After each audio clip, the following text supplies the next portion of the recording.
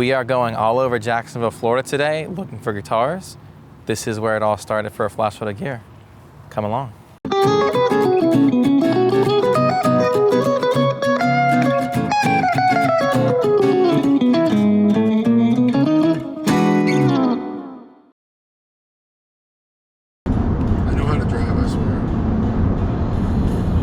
Well, I know, I've driven thousands of miles with you at this point. That's very true.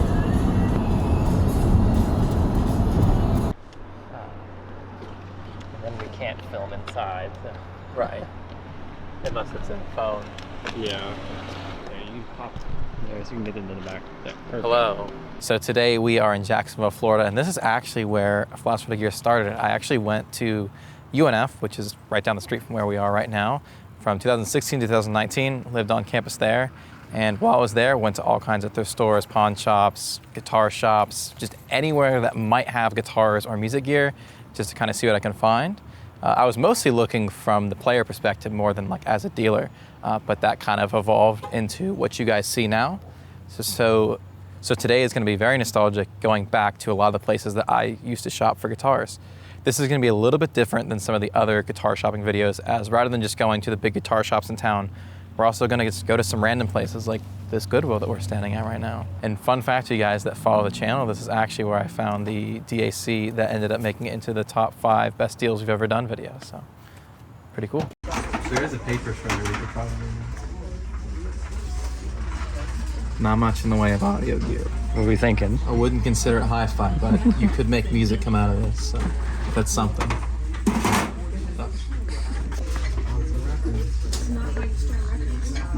It's definitely not.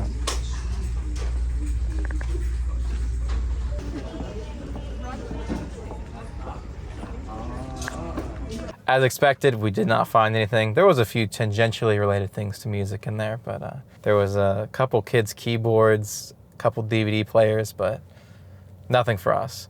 But it was cool to go back in there, and it looks exactly like it did like 6 years ago. On to the next stop. Yan. Throwback for the real fans, the OG fans. It's following us. You know there's deals at the Value Pond because right there.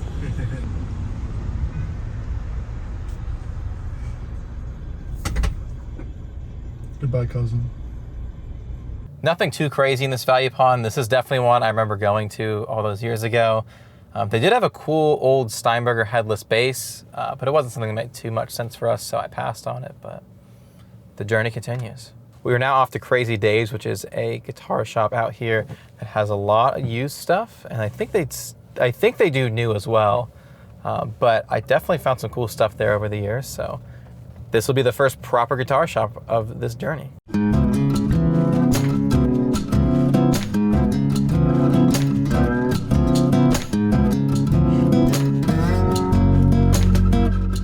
So Crazy Dave's has moved locations, and it seems that their new location is not open to the public, which I get it. We're also not open to the public, but was very bummed to not get to go back to that shop. But it looks like they are just doing e-commerce now, and it looks to be pretty much all new stuff and not used anymore. But we've now made it to Mockshop.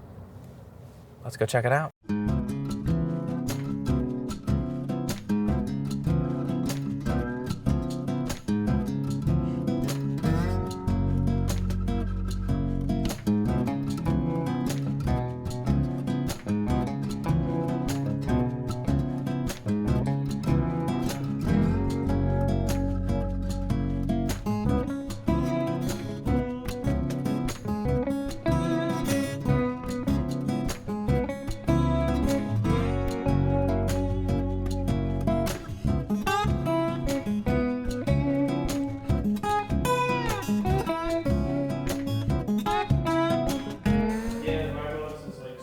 Whoa, yeah, that's insane. Yeah, it's crazy. It's all original tubes, and it still has the fucking 2-prong shitty cable.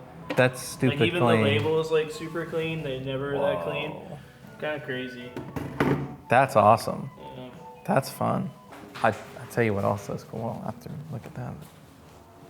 Oberheim over there. Whoa. Yeah. Was that like 40s? 44. Damn, that's crazy. Yeah, that's pretty wild. That's a big neck too. It's massive.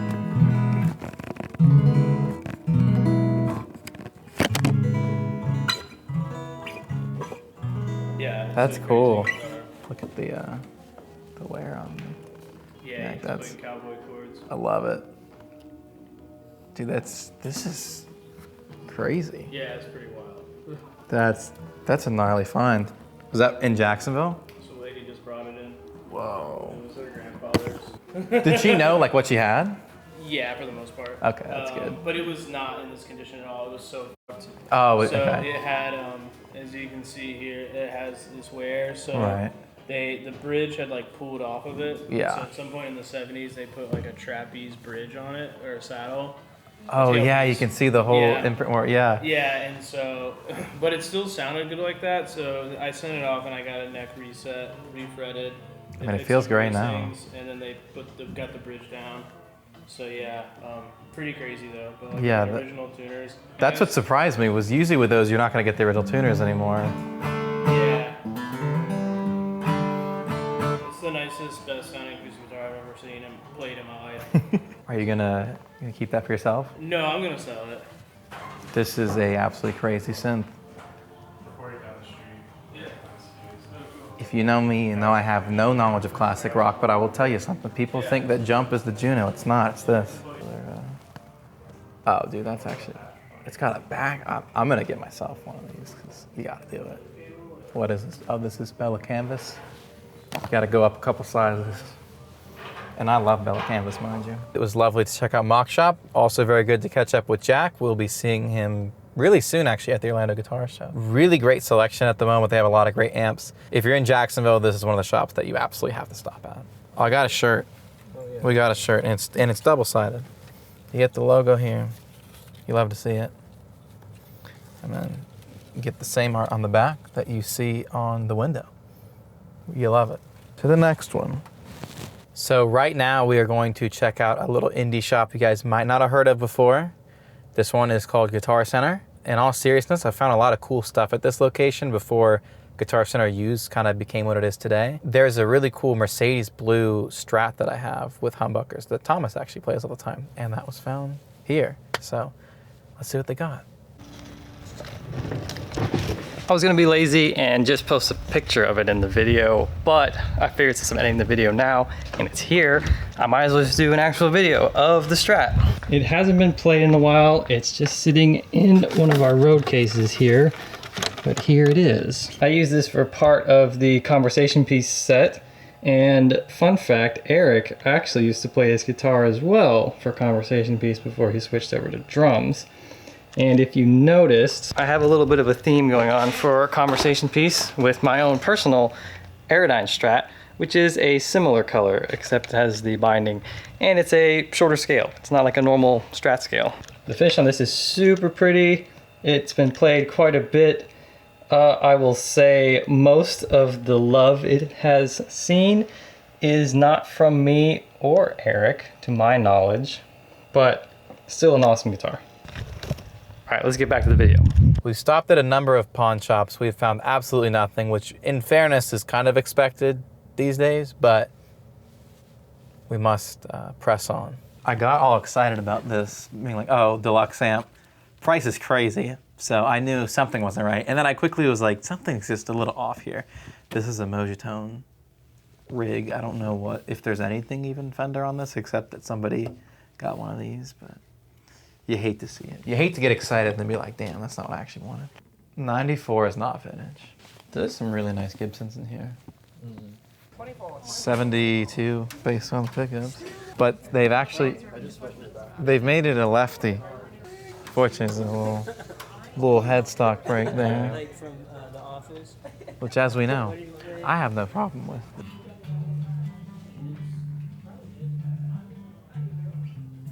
Aria Pro 2. Oh no, I mean the people would love that. Top goes crazy, huh? Oh, the whole thing does. I mean. Oh, Kaylee, you said you were looking for another Yamaha.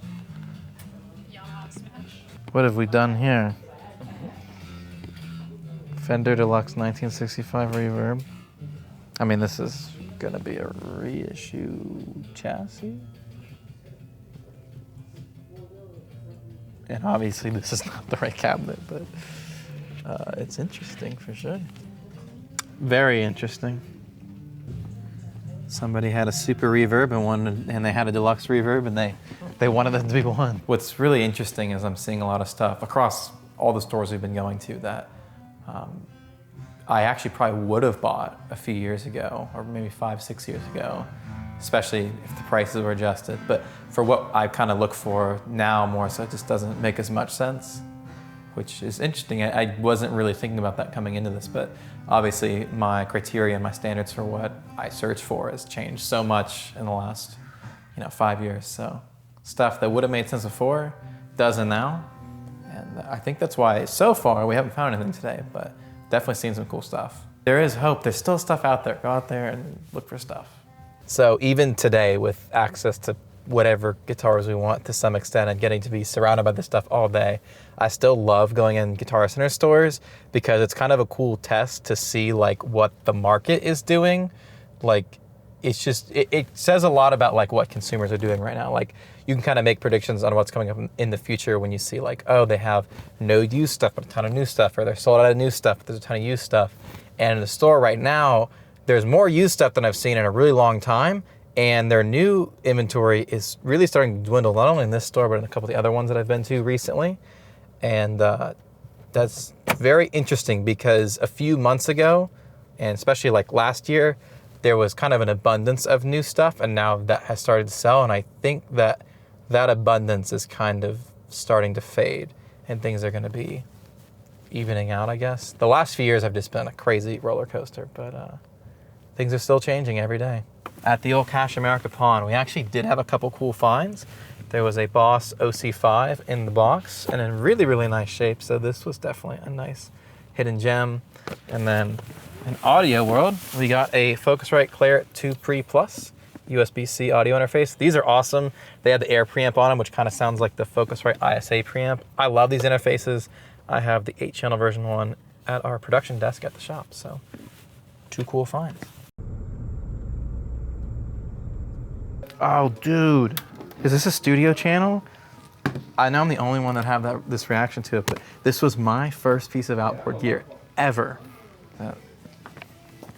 It's late in the day, but we had a couple cool finds. We have the original version of the Yamaha THR-10.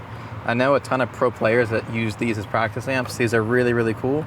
They sound good and they're bulletproof, so very cool. And then we got a wireless lav set from Sennheiser, which has, I mean, it has everything you see there. I won't bore y'all with the details, but love to see it. It's all here and it's all in really nice shape. This looks like it was used like one time and then put back in the box. So some of you guys might notice that that logo looks like another logo, and that's because this used to be a George's Music until a few years ago, and then it became a Sam Ash. And I remember, so about the time I was leaving Jack's is when this became a Sam Ash, and when it first transitioned over, they sold off all the inventory that used to belong to George's Music, which is pretty cool because you'd see a lot of old stuff from like 5 or 10 years before that was just new old stock that they pulled from the back room. So that was pretty cool. That's what was kind of cool when they bought George's out, is all the new old stock stuff that came out was like not stuff that you were really seeing at that time, and especially not stuff you'd see now. But now obviously it's pretty much just what you'd expect. To Eastwood, that wants to be Moe's, right?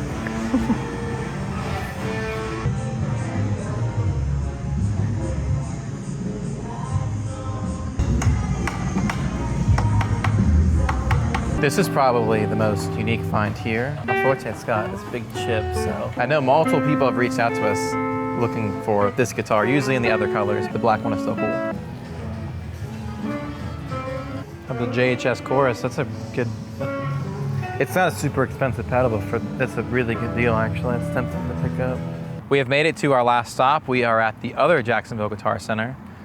In the very infant days of the business, when I was running out of a dorm, I can't tell you how many times I came to this Guitar Center in particular and asked for boxes, as I could not afford to go buy the bulk boxes that we have now. I don't know if I knew if those existed at the time, but this was the best we could do, so I'm excited to see it. They always had a pretty cool used selection. Let's see what it looks like today. Not to be that guy, because unfortunately it just is what it is right now, but it is crazy seeing a studio be $13.99 as the clearance price. I'm not seeing anything that interesting either.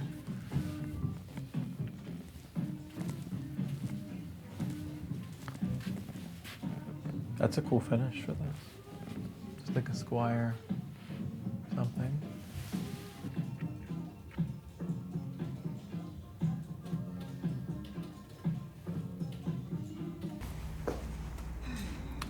'67 Gibson J45 80J. I have this exact guitar and this exact finish, and that's actually not a bad price for it. That's a great piece right there. Oh, sorry, I forgot I can't say that. This is an old twin. I don't know a year, but there's no price on it. I'm tempted to ask, but I don't want to ship it, so tough choice. Yeah, does this one have a 3-prong cable at least? Yeah, it does. This is the Epiphone Wilshire from their custom shop. Not the Phantomatic version, but it's a Wilshire with some lace sensors. That was definitely a Guitar Center. There wasn't anything overwhelming there, as far as there wasn't an insane amount of inventory, but there also wasn't no inventory. They did have a few cool used pieces, as well as some stuff that maybe wasn't as cool. But, you know, fairly well-stocked Guitar Center. Nothing jumped out at me that I would be looking for the shop. But there was definitely some cool stuff to be found. We didn't find as much as we do sometimes in these videos, but this was definitely not a loss. It was really, really fun getting to come back to Jacksonville and just kind of see how things have been. A lot of things certainly look untouched from 5 years ago, but you know, some things definitely have changed. I think there's still stuff out there for people who are looking, but as far as for the type of inventory we curate, it's getting a little bit harder to find stuff. A lot of pawn shops and stuff maybe aren't as interested in negotiating as they once were, which is totally understandable. Is, you know, there's kind of a scarcity, whether artificial or not, in this kind of stuff all over the place. So people definitely aren't looking to kind of liquidate as much as they used to be, but there's still stuff out there. Now that we've wrapped up our shopping in Jacksonville, we are driving up to Savannah, Georgia to continue this excursion. So keep your eyes out for some new videos from that. There is still lots of guitars to be found in the next few days, and we can't wait to bring you guys along for the journey. As always, we appreciate you guys watching these videos. Please comment down below if there was anything cool that we missed in this video, or just any of your thoughts. Don't forget to like and subscribe and share this with any of your friends who you think would enjoy it. That is the best way that we can grow this thing. We will see you in another video soon. Bye.